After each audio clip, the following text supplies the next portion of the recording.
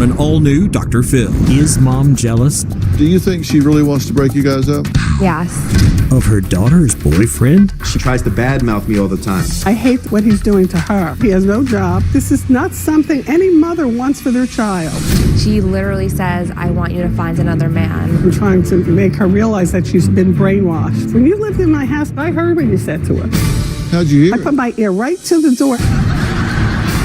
Let's do it. Have a good show, everybody. Here we go. This is a safe place to talk about hard things. Stand by. We'll count you down. Today's going to be a changing day in your life. 5, 4. I am not giving up on you.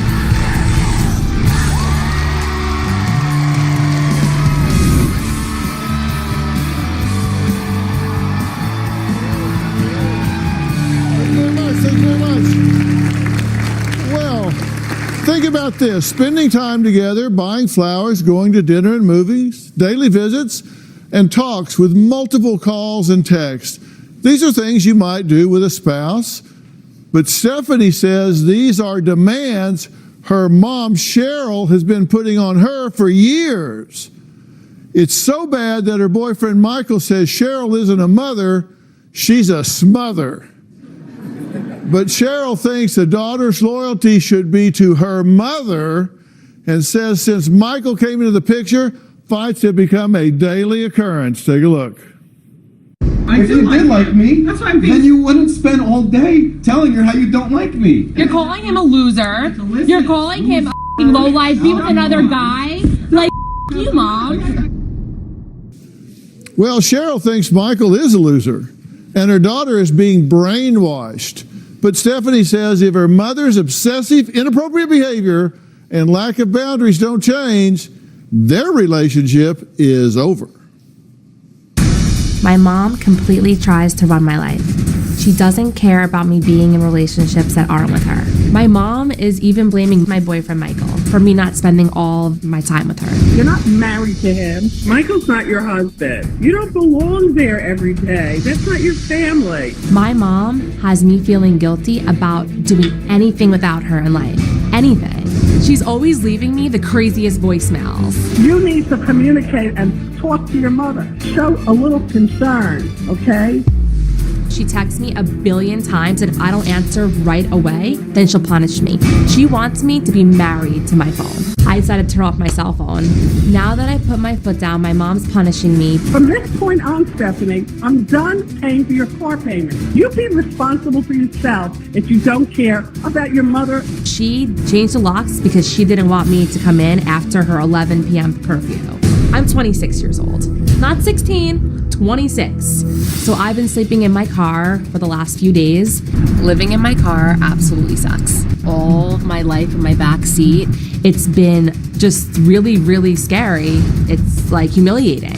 My mom makes me curse. She makes me yell. She makes me say really, really, really horrible things. I don't care if you accept him or not. Back the out of my life. You're not even a mom to me anymore. You're a devil. When I look at her, I don't see her as my mother anymore. I see her as a stranger walking down the street. The last time I saw her, I told her I wish she was dead. I've been driven to that point where I feel all these angry, hateful thoughts for my mother. Well, Cheryl has a very different take and says the root of their dysfunction is clear. It's this old boy, Michael. My daughter Stephanie is very disrespectful towards me, and she's completely shutting me out of her life ever since she's been dating Michael. Michael appears to be very nice and warm, but in reality, he's brainwashing Stephanie. As soon as she comes in the house, she will not even speak to me. Then I don't see her the next morning because she leaves at like 7:30 and goes to Michael's house. You should be coming home at 1 in the morning so I don't get to talk to you and sneak your ass out before I wake up. That is so disrespectful. Michael is isolating her and she's spending less and less time with her family. All she wants to do is make Michael happy, but she's making the wrong person happy. When I point this out to her, she curses at me. You're delusional and you have to get your head checked. Stephanie calls me all types of names. Psycho, delusional. If I say something that she doesn't want to hear, she's gone. So you can get over it or back the off. Stephanie bullies me. She said that she's not talking to me until I go to a psychologist. she thinks something's wrong with me. I had a great relationship with Stephanie until she started going out with Michael. I love my daughter and I don't want her to end up in the black hole that I feel that she's headed towards. I've been honored. I'm honored to be able to be here with you, Dr. Phil. I'm glad you're both here. It seems like you need to be. Yes.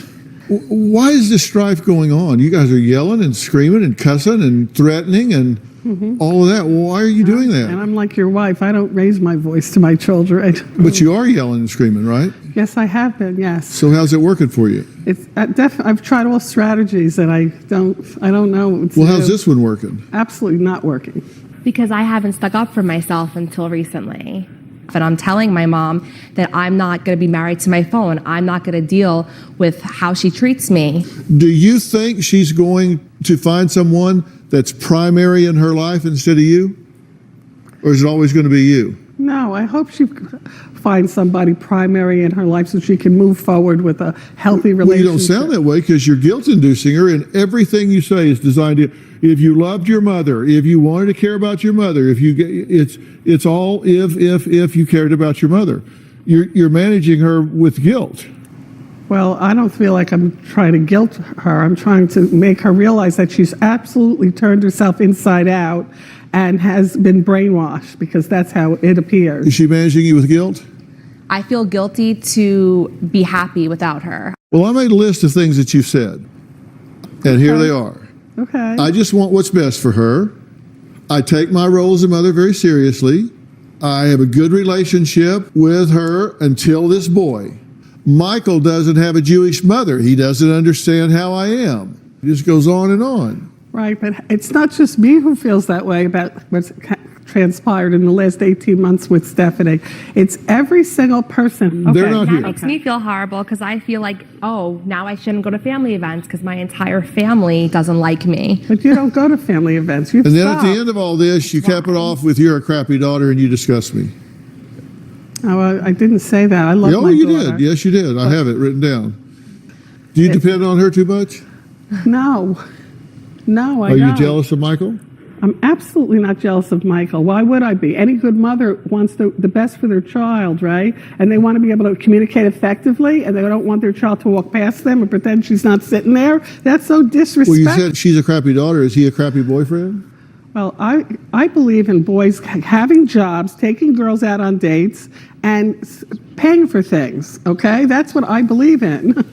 So it all depends on how you look at it. What about respect? There's a little tape piece I want to see here. Let's take a look at this.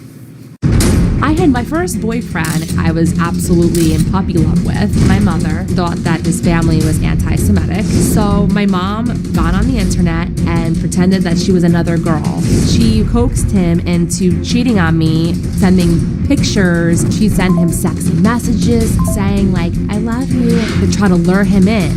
My boyfriend ended up falling for the entire thing. All the time, he had no idea it was my mother.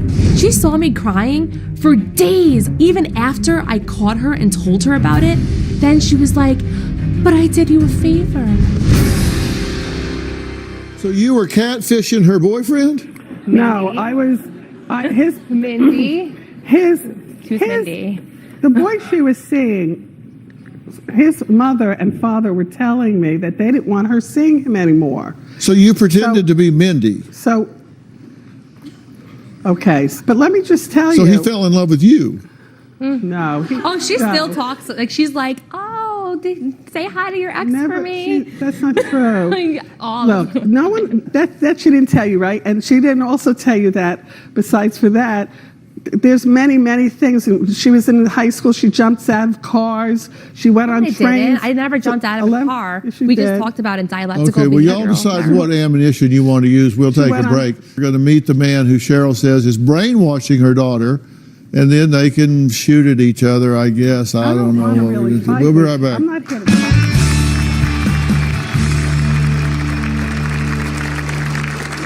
Cheryl thinks that she's the one dating Stephanie. It's completely unacceptable. I want you to keep in touch with me.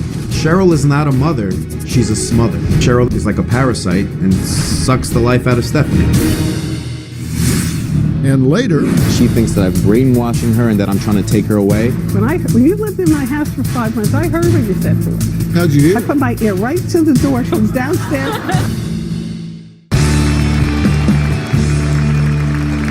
Stephanie says her mother was always overbearing, obsessive, and inappropriate, but now Cheryl blames her behavior on Stephanie's boyfriend, Michael. Michael says Cheryl never cut the cord, and now instead of a mother, she's turned into a smother. Take a look.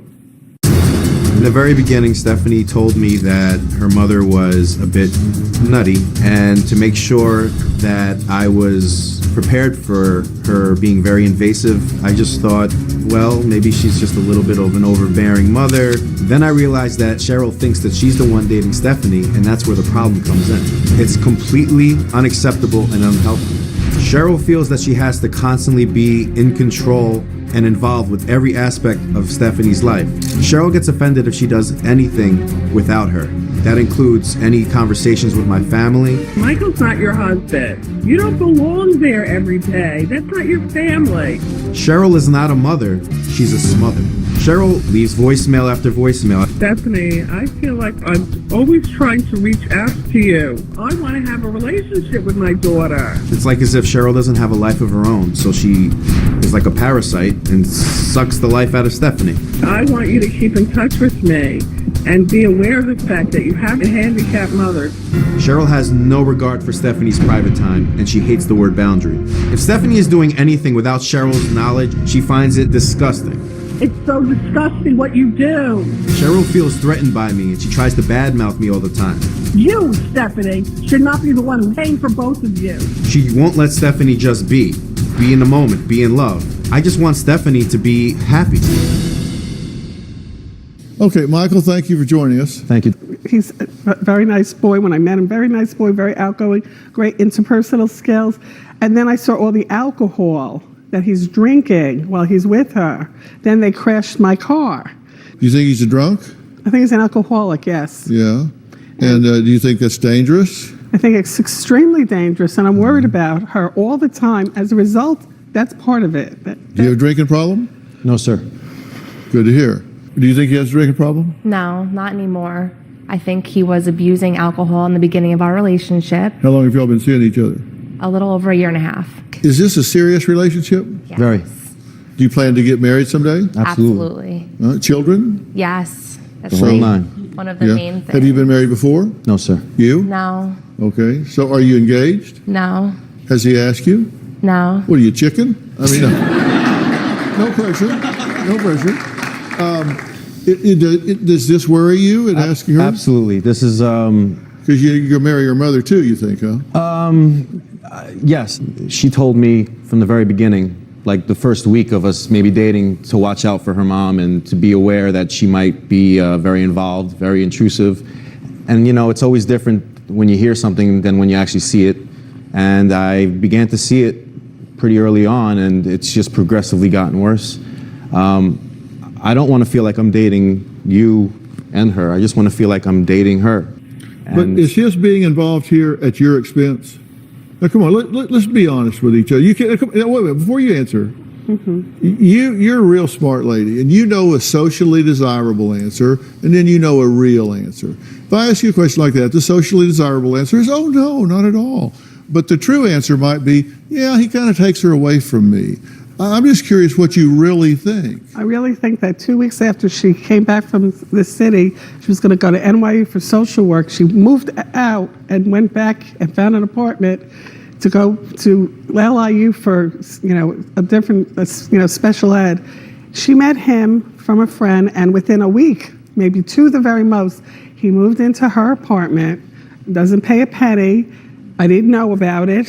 She stayed there till December. She had surgery, so I was constantly changing the sheets and wanting to make sure, right? I had to go see you every other day. That's when I found the alcohol. That's when I realized that he was in there without paying any rent. He wasn't on the lease. I don't hate him as a human being. I hate what he's doing to her. He has no job, and I feel like this is like not something any mother wants for their child. Is that a yes? Yes. Okay. I want them to have a healthy relationship more than anything. I want that. And I don't think she believes that. She thinks that I'm brainwashing her and that I'm trying to take her away. I'm very close with my mother, and I'd like her to have the same relationship with her. You're not saying what really is going on. And he is acting like he wants us to have a great relationship, but that's not really what he's saying to you. When you lived in my house for 5 months, I heard what you said to her. You were, but I heard it. It was very negative. It wasn't positive. How did you hear it? What? How'd you hear it? I put my ear right to the door. She was downstairs. I'm going to be honest. Because I want to know what's going on there. Right, and I'm paranoid to even live there because I'm thinking that she's hearing everything. They were fighting. What does a mother do when they're when your we child weren't is fighting? I was hearing terrible fights, and I put my ear to the door. What is going on here? When you came back. Wait, hold on. I thought we were talking about you. Now we were fighting? You were also No, now we're taking a break. Find out what Cheryl did to Stephanie to make her Valentine's Day anything but romantic, and why Cheryl blames Michael. We'll talk about that when we come back.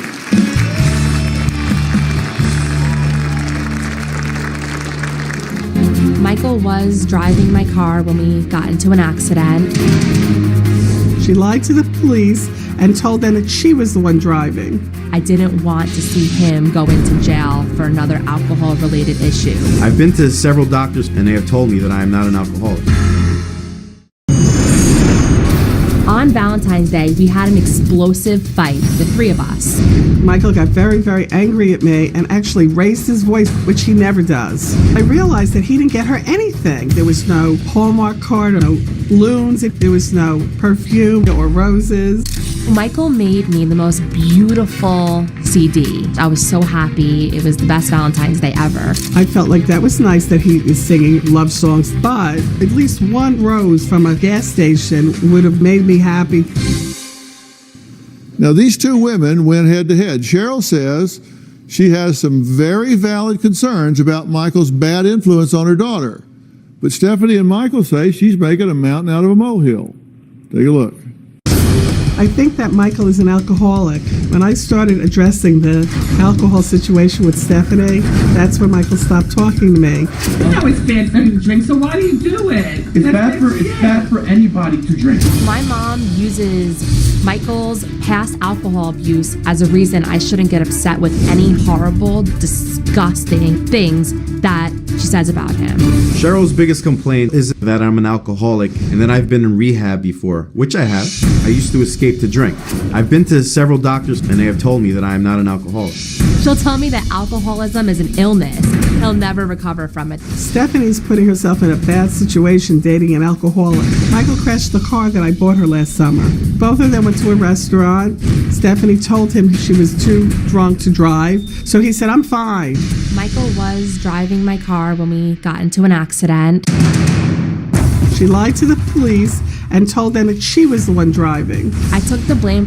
I didn't want to see him go into jail for another alcohol-related issue. So now I'm getting a call from the police, and I have to go pick her up at the police station. These are the reasons why I'm concerned about why she's not coming home at night. She absolutely could have met someone that had a job and wasn't an alcoholic. Okay, now, can I go back to this Valentine's Day thing? You got mad at him because he didn't give her what you thought he should have. I got mad at him because for all the holidays, she's buying him a lot of presents, all bows, the way we were all in our family, always giving and taking and everything with big things. And he doesn't buy one Hanukkah present. She has like 5. She takes him out to dinner. She's going, oh, a wonderful girlfriend. So what do you do for her? A tape and no presents for Hanukkah? It's like not giving Christmas presents. That's not appropriate to me. That's not nice. Why are you talking to him? I asked you the question. That's true. Thank you. Sorry. But if he's a no good son of a bitch, then wouldn't you be glad that he's doing that? Because it might make her mad. She kick him out. There's nothing that he's going to do that's going to make her kick him out. How do you know? Because I love him. You're living in your car to be with him instead of... It's for my own dignity, because I am also sticking up for not only my relationship with him, but for once in my life, I want to live my own life and not my mom's life. I have my own standards for Valentine's Day or any occasion or any day of my life. I have my own standards and not hers. And she, especially on Valentine's Day, wanted it to be about her and her standards. Okay, well, tell me about yourself. Are you like a layabout, worthless mooch or something? For the last year and a half, 2 years, I've been working with special needs students as a TA. Not the greatest paying job, but it's taught me a lot about myself, and I myself am in school right now as well. So she'd like me to work 40 hours a week or full time or be settled, but the truth is I'm a college student. I've had a lot of issues with academics because I suffer from a disorder known as body dysmorphic disorder, and that's part of the reason why I hid behind the escape of drinking. But I have been told by doctors that you're not an actual alcoholic, and I don't abuse alcohol anymore. I've been through a lot of things with her, without her, but the bottom line is I'd much rather be with her, and she won't accept me being a heavy booze drinker in a relationship with her. She wouldn't allow that. You go to college? Yes, sir. Full time? No. Part time? Yes. How many hours? 10 hours a week of school. Okay. Yeah. All right, and then you work. And then I work on a part-time as well. And the rest of the time you're brainwashing her. Can't you tell? What do you do for fun? Fun? It's that thing you do that makes you laugh. I read. I watch Dr. Phil.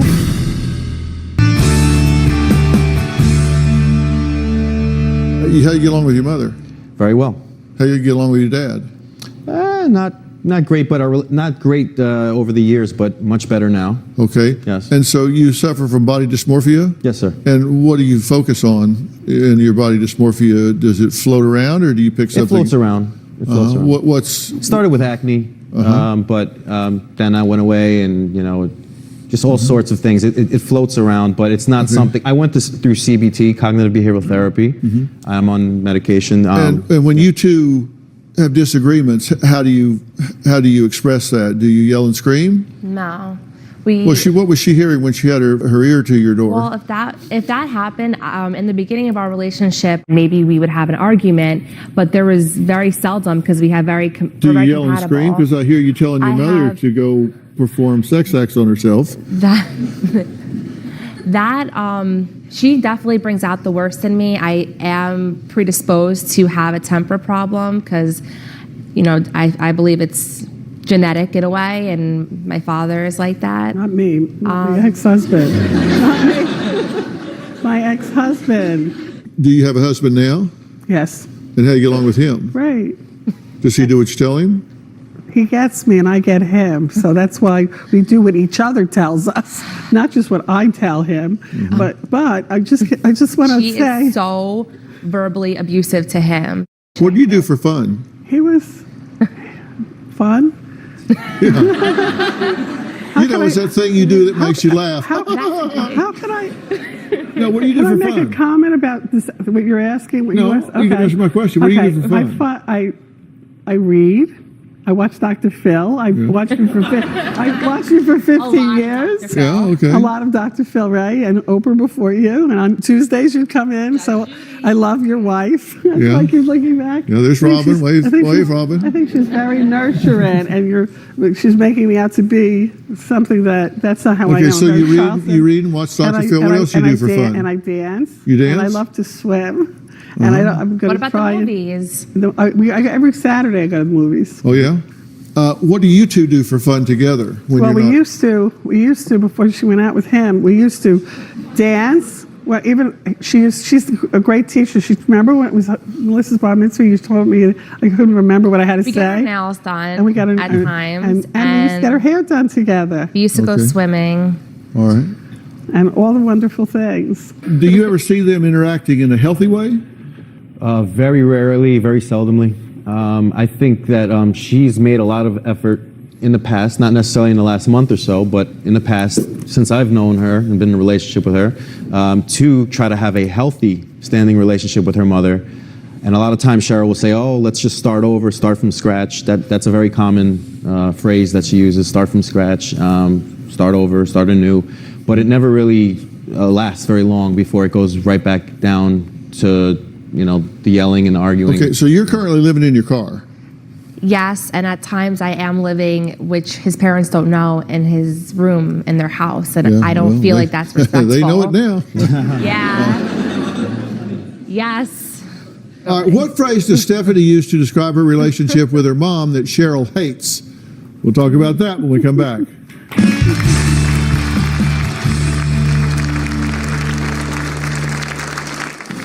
When we do get married, Cheryl's gonna turn into a monster-in-law. It's really devastating when you want to have a family with somebody and your mom is saying that this guy that you see as being a wonderful husband is going to be a bum, an alcoholic. It breaks my heart.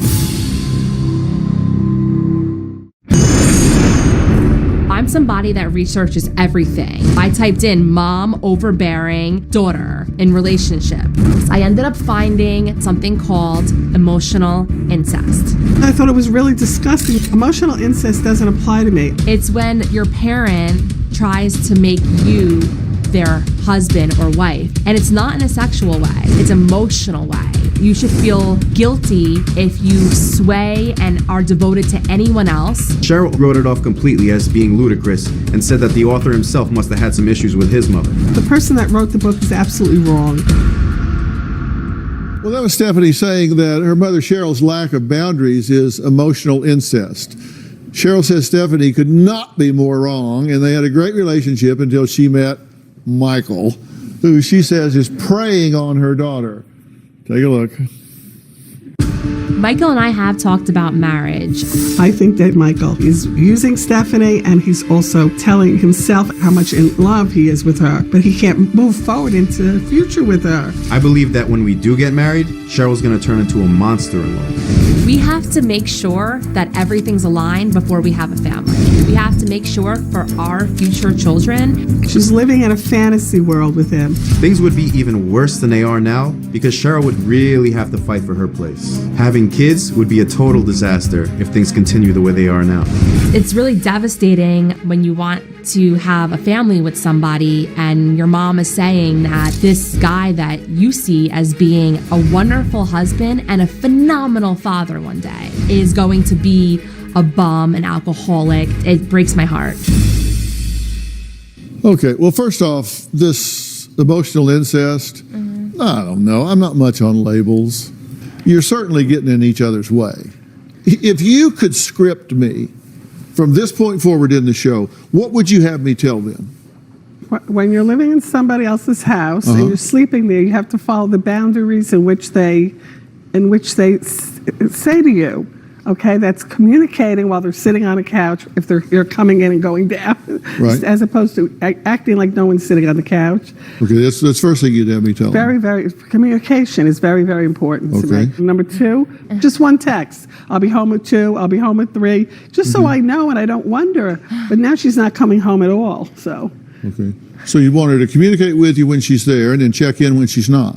One lunch date a month would have made me very happy. She's not doing any of it since she's known him. All right, so that's 3. You'd want to go to lunch once a month. And let me know where you're sleeping. No, okay, now we got 4. You want to know where she's sleeping. I want to know where Okay. she's sleeping. in between. And you say 3/4 of the time you're in his house. Now you're saying you're in the car? Could you, when you come home, take a few minutes and sit down and chat with her?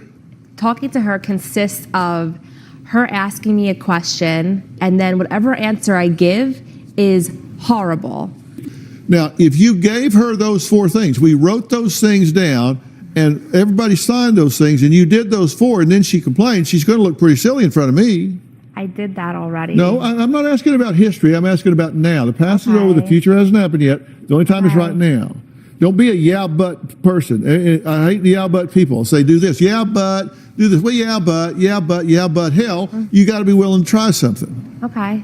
There maybe has to be boundaries. We don't talk about this relationship. We talk about other things. Relationships off limits for the first month. You talk about anything but the relationship. I've watched you 15 years. I try this stuff a lot, but she always There's says, that but again. All right, Cheryl Mom. thinks her daughter constantly picks the wrong men, and she has a theory as to why. We're going to talk about that when we come back.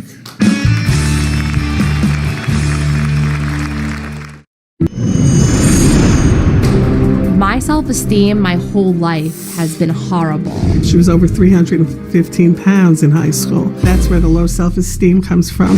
I didn't feel I deserved a happy or healthy relationship. Because of that, she finds boys with broken wings and she wants to fix them. This year is actually awesome for me. I lost over 150 pounds. I keep telling my mom that I have this phenomenal guy that I'm dating and to just be happy for me. Stephanie admits she struggled with self-esteem throughout her life, but she says now she is learning how to be happy with help from Michael. Her mother feels threatened and is hell-bent on breaking them up.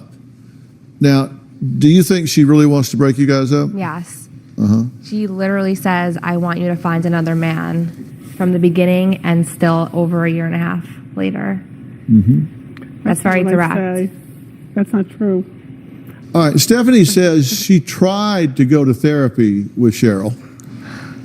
Too many excuses why the therapist couldn't relate. She's not Jewish, not a mom, doesn't have a daughter. Take a look. Stephanie has tried numerous times to work things out with her mother in order to have a healthy relationship. But it takes two people to make that happen. My mom has the most ridiculous criteria to make sure that the therapist is credible enough. They have to have a PhD. They have to be a female. They have to be a mother. They have to have a daughter. They have to be Jewish. But my mom thinks Dr. Phil is the only person that could save and help us. She is completely obsessed with Dr. Phil. I want Stephanie to meet a productive man, get married, and move out of my house. Okay. Well, I'm not Jewish. I don't have a daughter. I'm not a mother. But I agree with 98%. In 15 years, you have a good track record of everything you say. Look, let me just leave it with you this way. Play the game. Okay. Don't be such a hardhead. Play the game. When you come in, take a few minutes, sit down and talk to what she calls your mother. When you go somewhere, text her and do the things that we talked about. Thank you. And we're out of time here, but I'm not done. Okay? I would agree to stay involved in this situation. I come to New York a lot because we shoot Bull in New York. You watch Bull? No. Bull is on CBS Tuesday nights at 9 o'clock. It's about my life before the Dr. Phil show.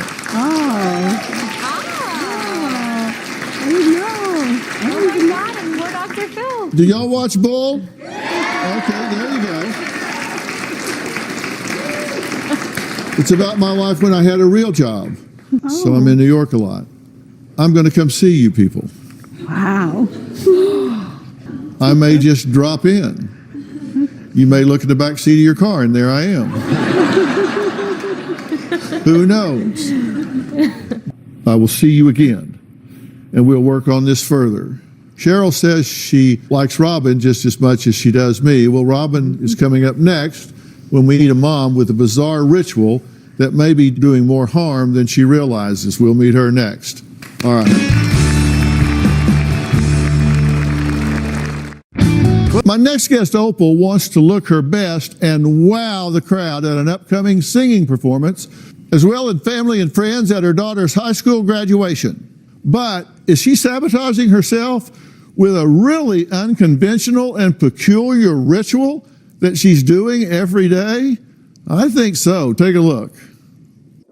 I really like this one. Back in the day, I was very fun. I was hot stuff. I dabbled in modeling, and today, when I'm going through these stresses in life, it's definitely taking a toll on my skin. I started to notice lines and wrinkles on my forehead, around my mouth, and I have sagging under my eyes. So I created my own skincare regimen, which I use soap, rubbing alcohol, and olive oil. I just take it and pat it all over. She's just slathering on there like she's a baked turkey. I have two big events coming up. The first is my daughter Christine is graduating from high school. The other event is it's our big spring concert for the singing club that I'm president of. So when I see my family and friends, I want to have that Hollywood glam. And when I take the stage, I want to be flawless.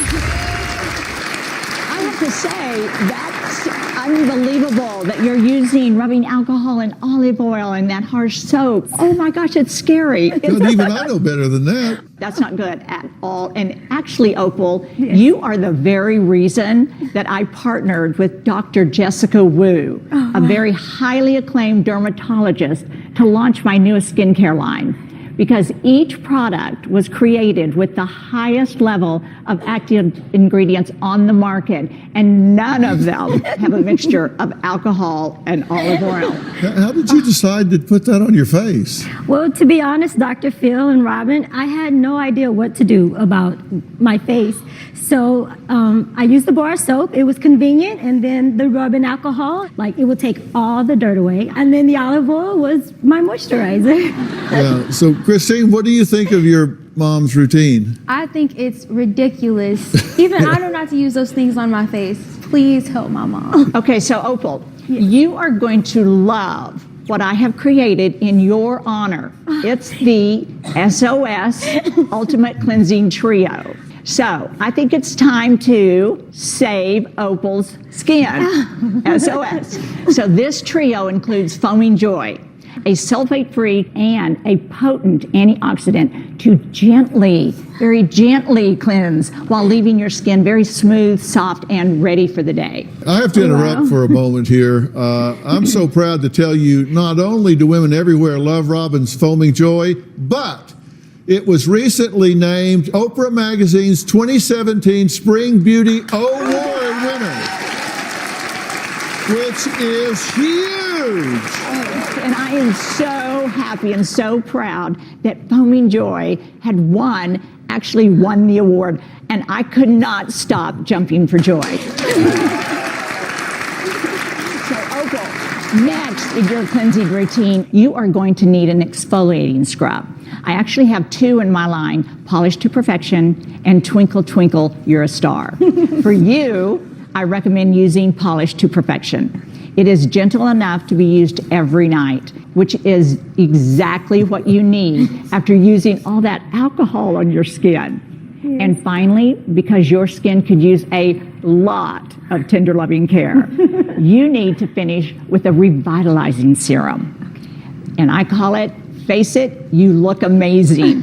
And it's a lightweight serum to hydrate your skin and to improve the look of fine lines and wrinkles. Oh, nice.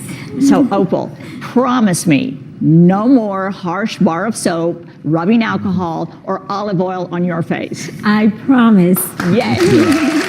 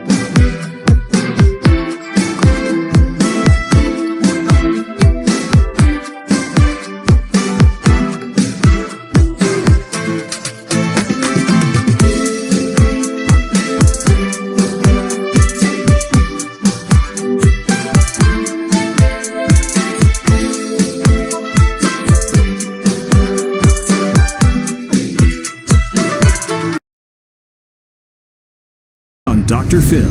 I believe that my husband has had thousands of women. A wife's wild exaggerations. You say you've had 2 physical affairs. Yes, I'm disgusted with myself.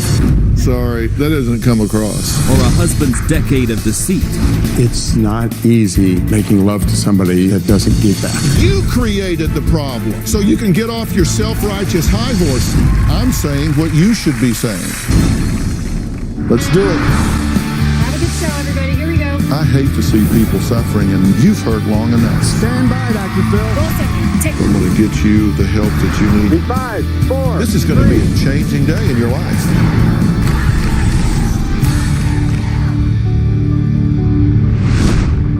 This is a bizarre story, so complicated and convoluted that no one will even believe the extent of it. Believe it or not, that's the first line of an email sent to me by a desperate wife. Last year, Deb discovered that her husband, David, has been hiding a tangled web of lies and sexual secrets for over a decade.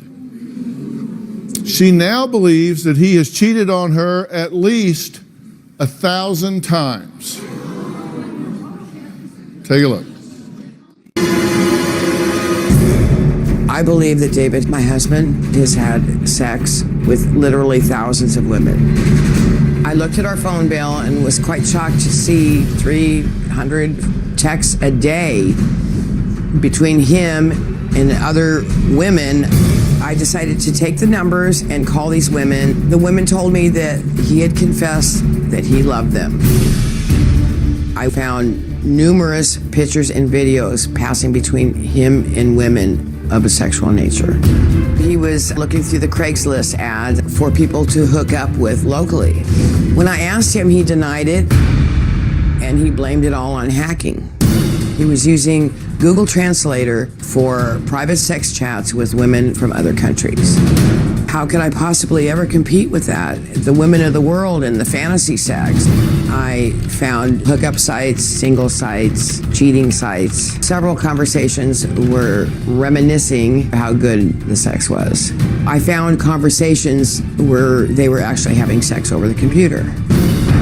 This one in particular really affected me. We're gonna have to cool it for a while until this blows over, if it does. Every time I bring it up, it's like, I'm sorry, I said it. Why aren't you happy now? To me, that's not an apology. I asked him if ever in 10 years of cheating and lying to me, if he ever thought once how that would make me feel. He just said no.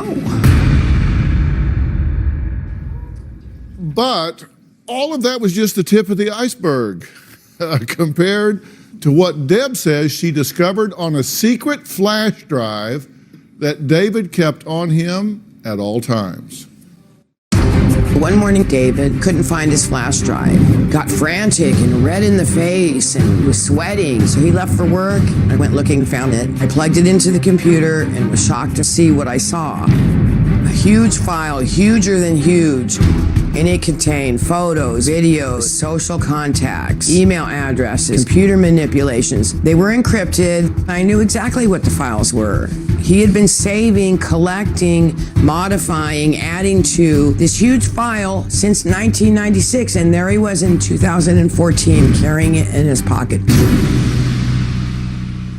Well, David admits he hasn't been faithful, but says Deb is exaggerating the truth and refuses to just move on and, well, just get over it.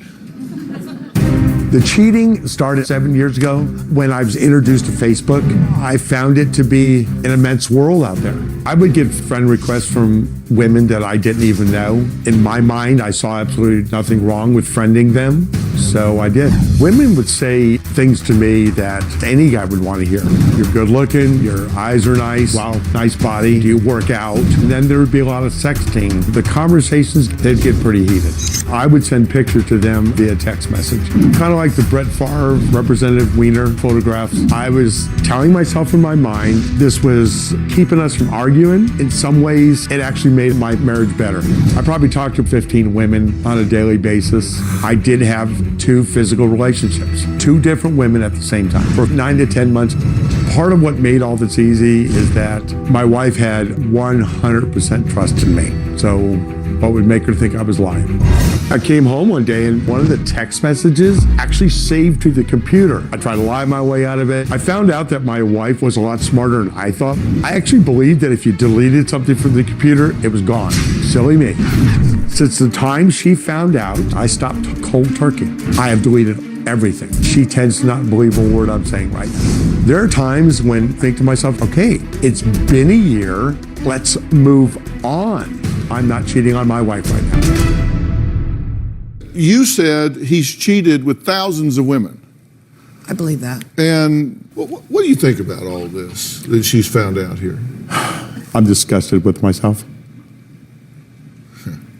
No, I mean, I don't, sorry, I don't, that doesn't come across in anything I've read, anything you've said, anything you're saying now. Let's be sure you know at least what he's told us. He says he's only been cheating on you for 7 years, not 11 years. So calm down, I guess, is the point. But it's 7 years versus, do you really think that's a material difference in the grand scheme of things here? No. Okay. You say you've had 2 physical affairs, both in 2009 with coworkers. Yes. Okay, so out of all of these women, all of these hookups, many of them local, we'll talk about that in a minute, you're saying you've only had physical connection with 2 of them. Yes. And he said he had sex with them 5 or 10 times apiece. Did you know that? Did you know the detail? No, I knew none of that. You take a day off from work and go to a hotel and connect, right? No, I did not know that. You say you talked to a couple of dozen women on a daily basis. Yeah, and they were generally the same within that whole time period. Okay. I didn't just add women every day. Well, she said you've had sex affairs with thousands, with sexting, online plus physical, and that you were sending 200 to 300 texts per day to 5 or 6 women. No, that's an extreme. I would probably send maybe 20 or 30 texts a day, probably no more than 50 a day. I can't physically imagine that I was doing hundreds a day. Okay. You didn't tell them, some of these women didn't know you were married. No, right? actually all of them knew I was married. Okay. You called some of the women, right? Oh, yes, I did. And what did they say? Every single one that I talked to was extremely surprised that they weren't the only one. They thought they were exclusively having interactions with him. He sometimes told them that you were mentally ill. Yes. What would you send them pictures of? Carefully. Right. I mean, we're talking intimate pictures here? Yes. You would, like Anthony Weiner and... Yes. Maybe I misunderstand that. But there's a room full of women here. If you want to get that kind of picture, raise your hand. If you say, oh, hell no, raise your hand. I was just curious. You went on Craigslist and he looked at ads that read, I'll be on the side of the road by the highway at 4 o'clock. I have never been on Craigslist looking for women. I spent the last year constantly tracking him, his computer, his phone, his internet footprint. So you've seen Craigslist on there? Oh, yes. How did it get on there? We've had multiple people look at our computers. I did not do any of that. Well, we talked to that computer expert, and you're really going to want to hear what he has to say. We'll talk about that when we come back. Let me make one thing clear so you can get off your self-righteous high horse. You created the problem with your behavior.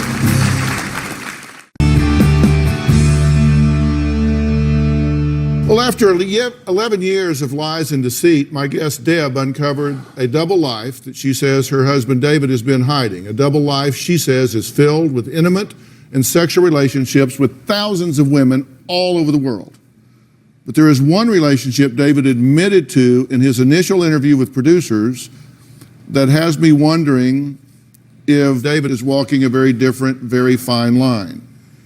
Now, you're getting upset about that. Why? Because there was not supposed to be any mention of the fact that I'm. Why? Who'd you make that deal with? I talked with your producers. There's not supposed to be. Let me bring them out here. All right, this is Justin Arlock, he's senior producer here at the Dr. Phil Show. He's been with me for 13 years. What's the story here? Never made any deal. The only thing he ever told me that he didn't want to talk about, I'm not going to mention, because you asked me not to talk about it, and Dr. Phil knows because it's in the book. Right. I specifically. No. You're lying. I'm done. Who'd you tell that to? To me? Is this who I talked to him. I talked to the lady that interviewed me on Sunday. Okay, let's get her out here too.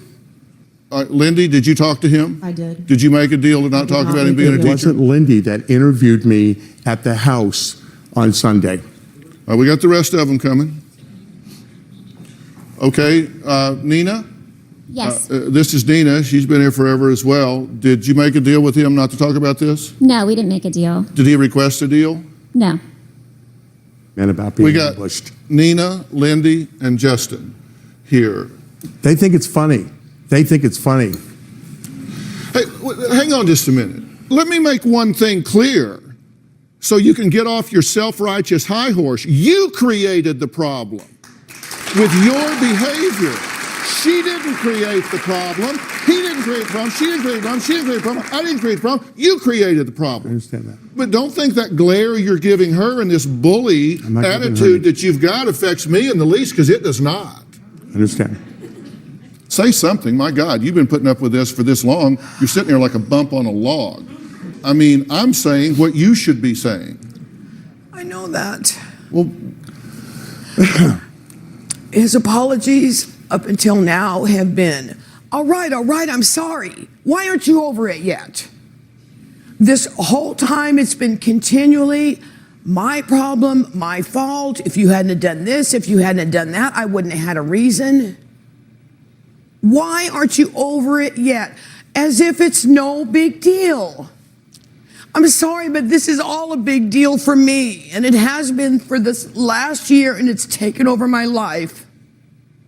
You have never offered me any truth until I backed you into the corner for months and months and months, and then you would admit this much. But the rest of it, oh, I made it up. I'm being hysterical, obsessed. I want to torture you for the rest of my life. I love the drama.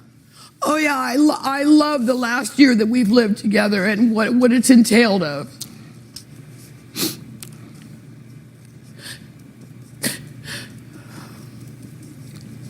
I don't know why anyone would think that. Doesn't make me proud. That doesn't make me proud at all. why don't you look at her? I don't think anyone could really understand how disgusted I am about what this has actually done to her. I am absolutely disgusted what this has done to my wife. Then why do I have this creepy feeling that it's continuing? Why do I still find suspicious things that make me wonder, and I'm not allowed to bring it up?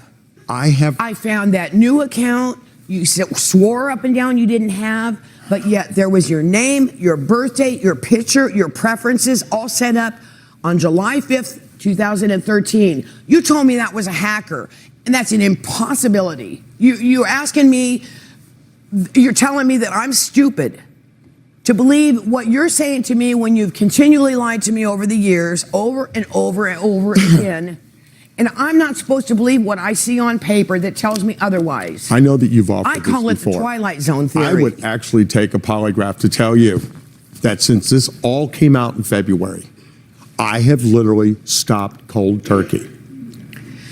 The paperwork that she came out with that said I did something back in July, even something that said I did something the day before my birthday. This is stuff that was happening at 2, 3 in the morning. And you actually believed that I was getting up at 2 or 3 o'clock in the morning and doing this stuff. The computer said so. I'm not making any excuses for what I've done. But I am saying right here, national TV, since this came out in February, I've not texted anyone, I've not been on Facebook, I've not IM'd anyone, That is I've not not called true. anyone or emailed anyone. Well, let's take a break and find out if that's true. Next, from hacking David's emails and hiring computer experts to tracking down and calling women David has had sex talks with, Deb says her mission is to uncover the entire truth. And she says, I admit, I have become obsessed with this. It is consuming me. We'll talk about that after the break.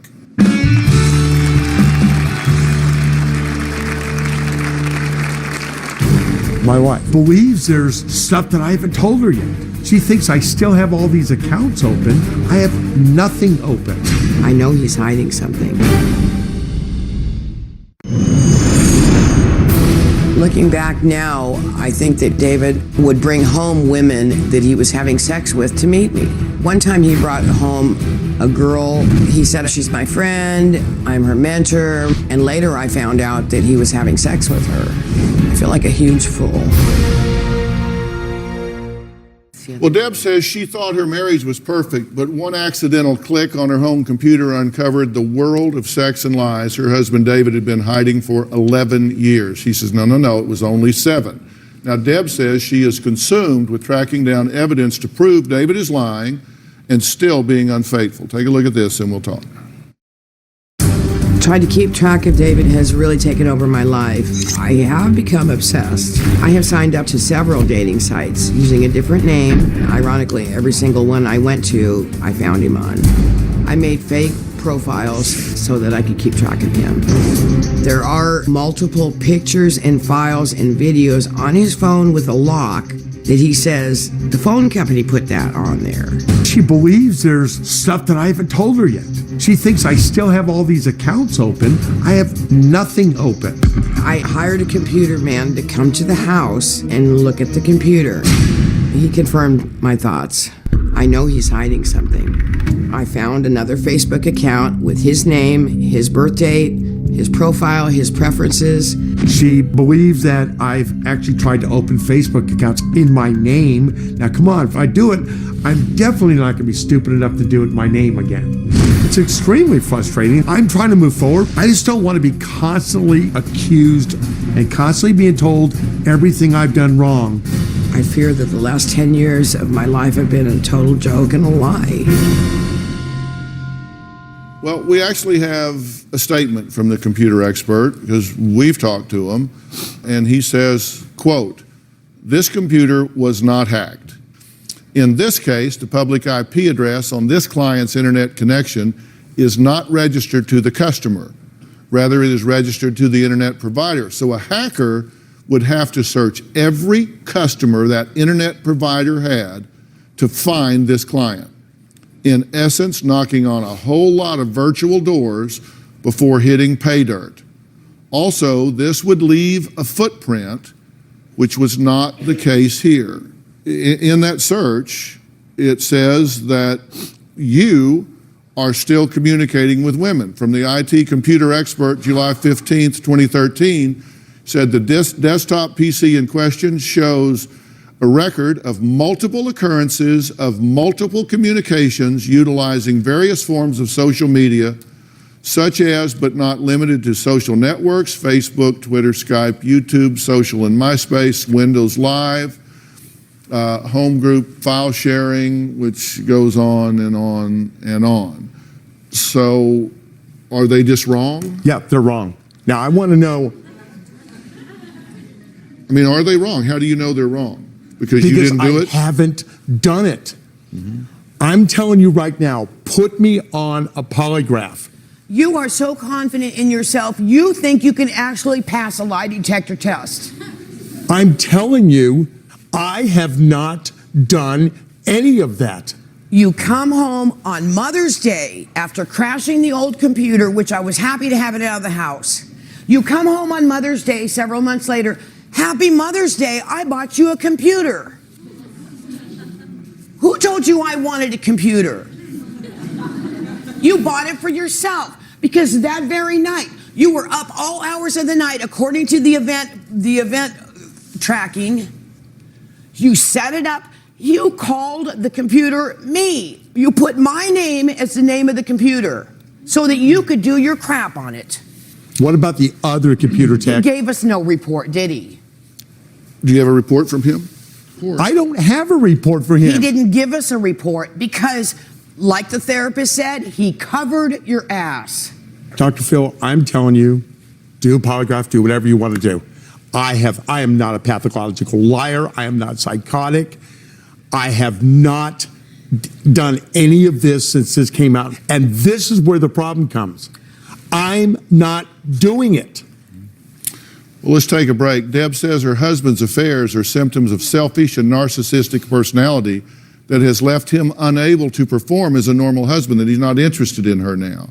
We'll talk about that after the break.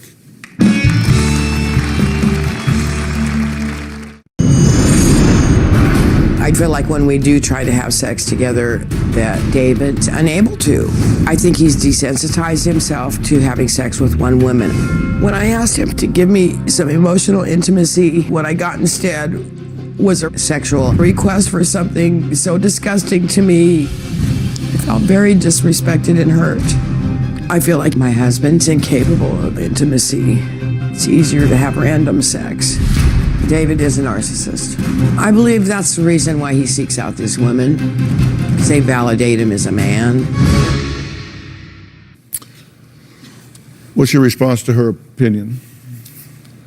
It's not easy making love to somebody that doesn't give you the feelings back. We went through and verified women that live within 70 miles of David. And first off, he used a profile pic of the two of you. Yes. On his profile. And in the first example of local, female, I would never try to harm you. David, thanks. I need good friends, especially beautiful ones, extremely gorgeous. Got to take a cold shower now. Use my email address between you and I always. A long cold shower. I think I will go back and check out your profile some more before the shower. Write a long email and tell me about yourself. I have more than words to match, a lot more than words. You do realize I'm trusting you, but I do have a lot more than words. Female 2, he says, I've actually sat there at times and just looked into your eyes. They can freeze you. It is nice to have beautiful friends. Female 3, he says, you are so beautiful. Thanks, David, I needed that. Miss you. Kisses and hugs. David, tons of kisses and hugs and much more. Those are the ones that we could show. Because you had a number that were very explicit, correct? Yeah. You did that, why? Why did you do that? I don't really think there is no justification I can give. Do you think that you're emotionally crippled in some way? Yeah, if you actually know a lot about my strained past, yeah. So knowing that, which you know about, I know a fair amount about it, you know it all.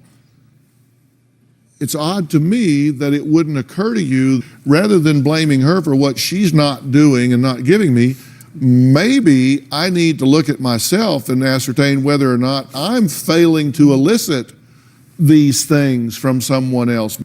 I am seeing a counselor right now. I am seeing a therapist right now. How's that working for you? Is it helping? Is it really doing a good job? Yeah. What have you done to show me any effort, any insight, any thoughts, any feelings? Just get over it, Debbie. You're the problem. Then why are you still here?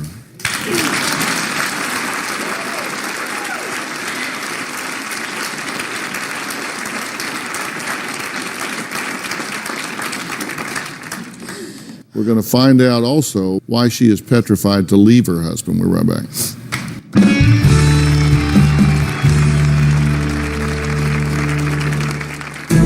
It would be very difficult to start over at my age. I feel like I've worked really hard on this relationship, and no, I don't want to give up. We have 16 animals that we love, and when I think about having to leave them behind, it's just unbearable to me.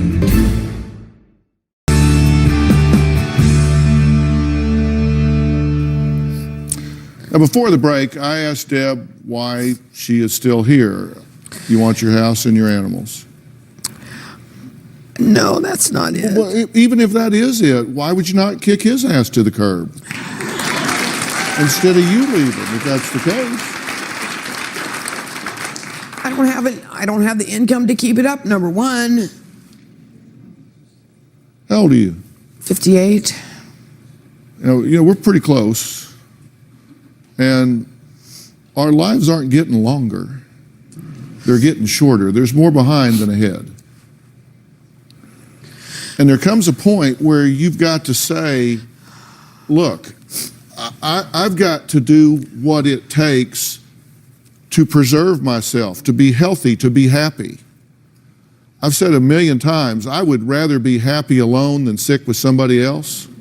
And you right now are sick with somebody else. Oh, yeah. And he cannot give you what he doesn't have.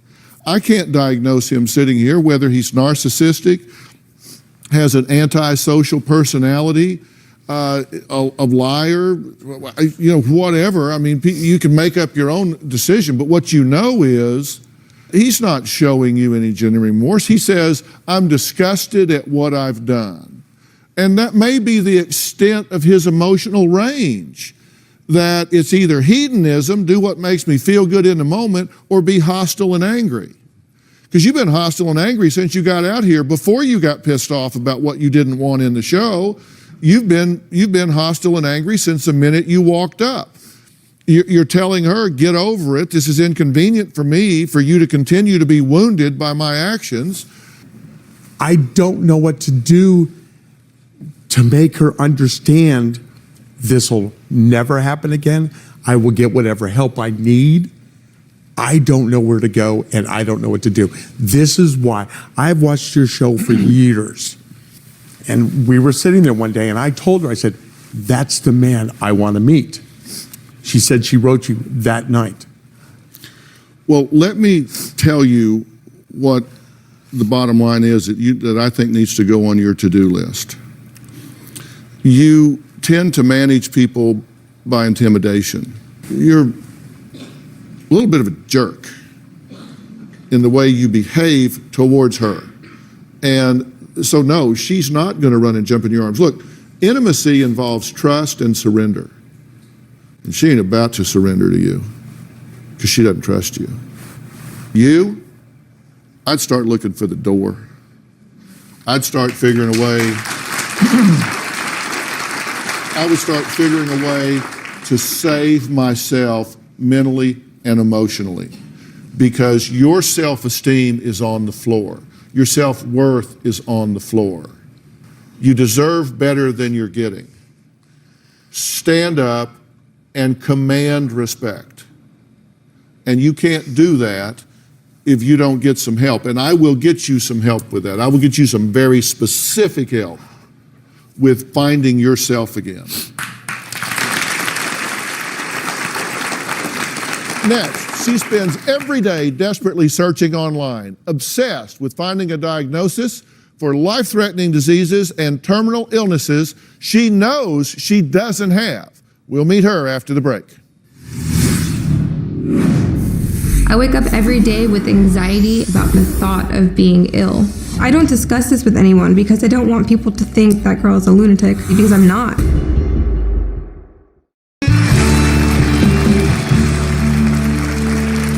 My next guest, Britannia, spends countless hours on the internet obsessively looking up symptoms and diagnosing herself with various illnesses from throat cancer to a brain aneurysm.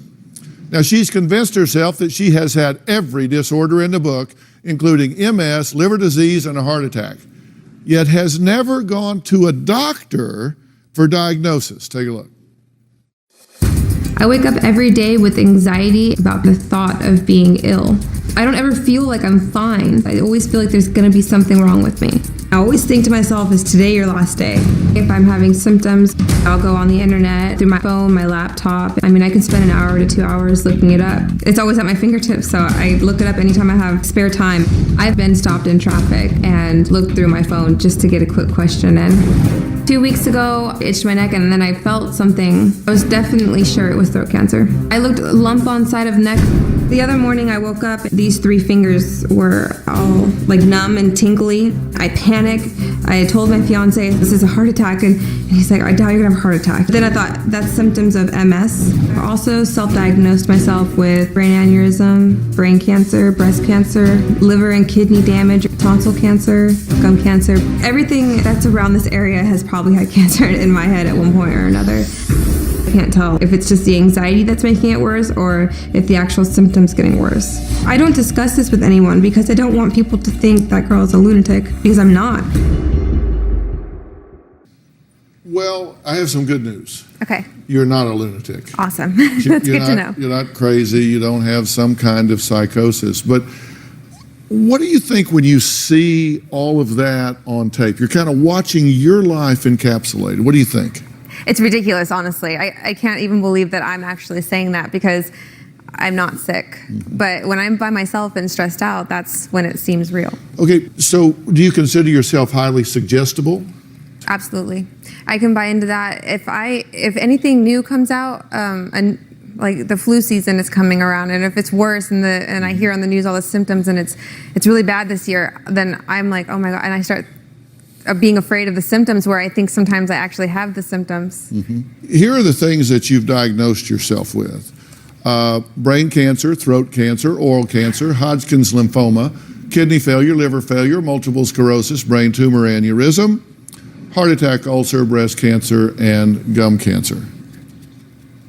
So if all of that were true, your head would fall off. Yes. I know. It sounds right here, so right? silly. And that's what's frustrating is I don't understand why I'm so afraid of unrealistic stuff. But if you really believe it, why not go to a doctor? I just figure if I walk into a doctor's office, it's going to be bad news. All right, well, Britannia spent a lot of time at the doctor's office when she was younger, and she actually was diagnosed with a chronic illness. Now, Britannia's father, Kyle, had no idea this was just the beginning of her many health issues. Take a look. When Britannia was about 7, she started experiencing pains in her knee. We were going to the doctor for close to a year before they finally were able to diagnose what the actual problem was. I was diagnosed with rheumatoid arthritis, and at that age, you don't understand the seriousness of illnesses. She was getting so many blood tests and different treatment plans. It was not enjoyable to watch your daughter become a human pincushion. The situation was upsetting because this took much longer than what I was anticipating. I took medication until I was about 16, and then around 22, I started getting pain in my back and my neck. They tested me for a different arthritis that is called ankylosing spondylitis, and they confirmed I had the gene. I now have a new arthritis that will never go away.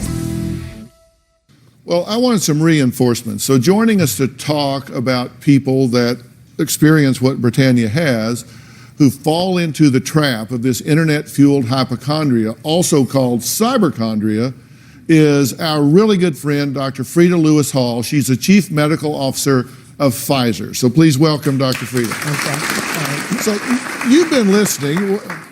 What do you think's going on here? Well, let me start by saying this puts me in mind of many years ago when I was in medical school. We used to call our syndrome the medical student syndrome. Literally, we had everything in the book, and I mean the book, because it was pre-internet. And so it's not unusual, especially for someone like you, Britannia, that's had a childhood history of an illness, to be really vigilant about all the things that are happening with your body. The problem then becomes that you've got this vast internet and all this information that reinforces you, and it's never going to tell you the good stuff or the easy to fix stuff or scary stuff. Don't worry, sweetie, it's nothing stuff, right? So everything is going to be amplified. Now, Britannia's father, Kyle, is here in the audience. And Kyle, what worries you most about what's going on with her? What's real that bothers me and scares me is the stress she goes through, because she's freaking out. And so that stress level, I know it can't be healthy for her. Now, is the stress level something that's kind of all the time, or do you mean when she starts thinking she's got a disease? It's daily that she thinks she has something, so it's on a daily basis, yeah. So it's yes to both questions. It may not be 24 hours a day, but when we're on the phone, It takes a good 15, 20 minutes to calm her down. And I know she's been stressed before she calls me. Now, I guess one of my questions, though, is whether or not you have a healthcare team that can help you sort through this. I know you went to the doctor a lot when you were younger, but how about now? No, I don't now. I haven't been to the doctors for about 5 years, maybe, when I was diagnosed with AS, and I haven't been back since. I tried to avoid it at all costs. One of the things that can be helpful to you and to other people who are going through this is to make sure that you have a healthcare team that can help you with a baseline. So you want to make sure that you have a full team, your primary care physician, specialist if you think you need them, a nutritionist, whoever you need. Take everything that you know about you to them. Your medical history, all these symptoms that you have, take it all together in a digestible form and let them give you a baseline. What would also help then is they can put a monitoring plan in place for you. Okay. These symptoms might be related to your ankylosing spondylitis, the lump in your neck, difficulty breathing. Those things are not uncommon, and you can tell us about them when you see us next. These things we might worry about, give us a call if they happen. Okay. These things, if they happen, call us right away. That may help you sort through some of the online. Things that you look at. Yeah, everything I come across online, they say, if you experience this, go to the next urgent care immediately. And I'm just like, if that were the case, I'd be there every day, So. Up next, I have a few more things to share with Britannia, including what I think is a real reason lying behind her constant need to symptom surf and self-diagnose, and more from Dr. Frieda. We'll be right back.